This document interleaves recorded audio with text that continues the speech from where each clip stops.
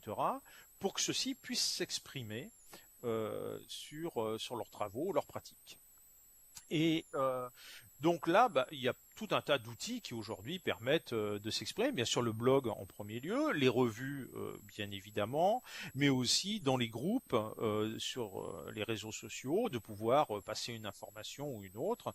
Et là, donc, on a un cercle plus restreint que celui des personnes qui ne font que consulter, mais qui représente quand même un nombre tout à fait raisonnable.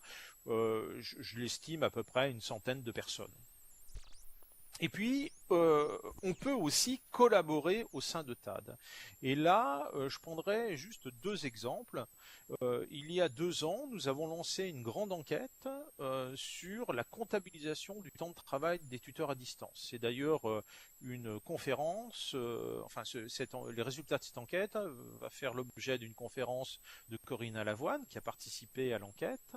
Puis il y a Thierry Valette qui est présent aussi ici, qui s'est vraiment impliqué dans cette enquête. Et, donc là, on avait réuni de mémoire un groupe de 6 personnes, je crois, et on a d'abord recueilli des données, donc il a fallu construire des outils de recueil de données, élaborer des questionnaires, enfin bon, toutes les étapes classiques d'une recherche, et puis ça a abouti à la publication d'un article dans la revue Tutoral. Autre exemple de personnes qui se groupent ponctuellement au sein de TAD pour réaliser des productions, c'est tout simplement le comité d'organisation des 10 ans de TAD. Aujourd'hui, nous sommes 7 personnes à être vraiment impliquées dans l'organisation de ces 10 ans.